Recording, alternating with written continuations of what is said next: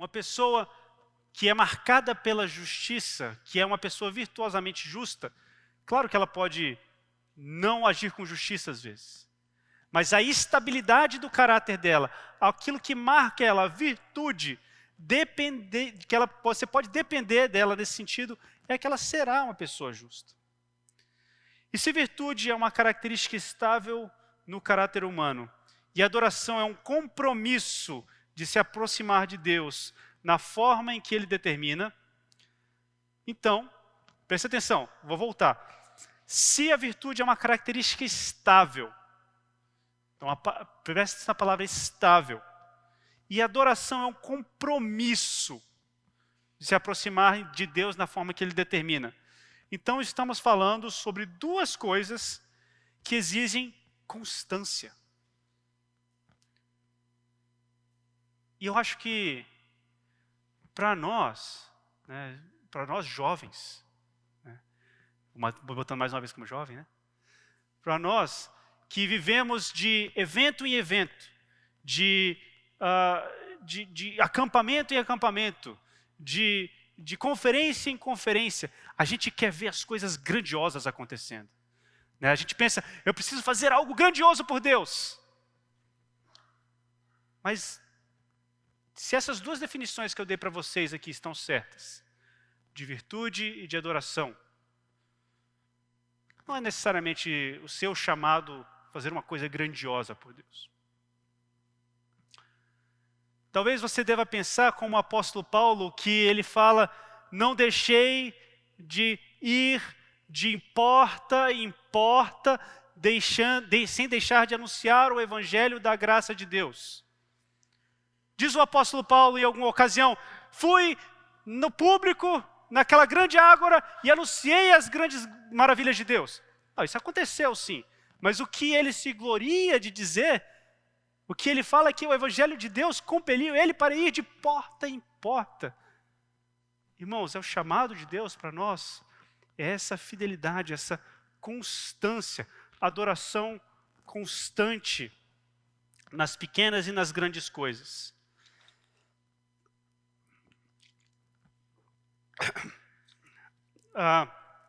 E não só porque as duas coisas exigem constância, mas porque a adoração não é só um momento no culto, mas sim um estilo de vida, e é o melhor estilo de vida que podemos adotar. Neste contexto, é um estilo de vida virtuosa em Jesus Cristo. No relato bíblico, eu gostaria então de olhar agora com vocês, tudo isso foi uma grande introdução, para que a gente possa olhar agora para Êxodo 15 e 16.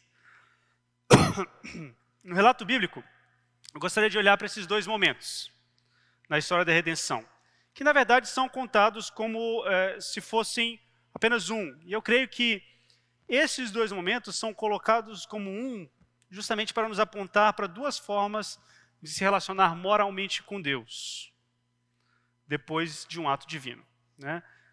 Uma em resposta em adoração e outra em resposta de murmuração. Eu vou adiantar para você aqui o ponto de cada sessão. Em Êxodo 15, Moisés responde a Deus em sua ação, pelo povo, com uma canção de louvor, adorando. Em Êxodo 16, o povo responde a Deus pela mesma ação, com reclamação. Nesses dois relatos, nós vemos, ou veremos, que quando usamos as palavras para adoração, nosso caráter está em sintonia com Deus. Pois as palavras têm o seu propósito alcançado.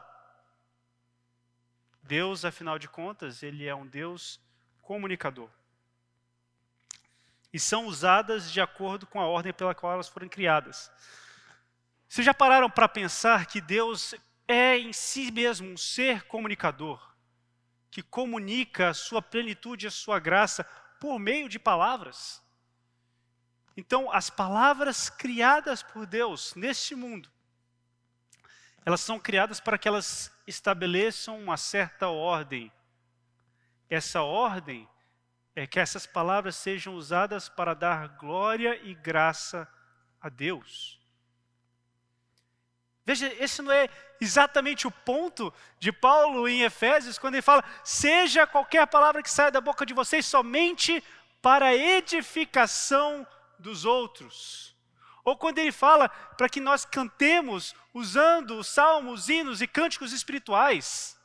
Ele quer que nós usemos as próprias palavras divinas, inspiradas, para que nós nos edifiquemos. Quando reclamamos, por outro lado, nós usamos algo que foi criado, essas palavras de Deus, o que Deus inspirou para criar nessas palavras. E nós reclamamos, estamos usando a própria criação divina para condenar a Deus. Quando a gente expressa louvor, nós adoramos a Deus, usamos as palavras para o fim pela qual elas foram criadas. Quando nós reclamamos, nós condenamos a Deus, usando palavras para os fins de qual não foram criadas, distorcendo as palavras. Afinal de contas, o pecado não tem capacidade de fazer ou criar nada. O pecado, ele é a não existência das coisas.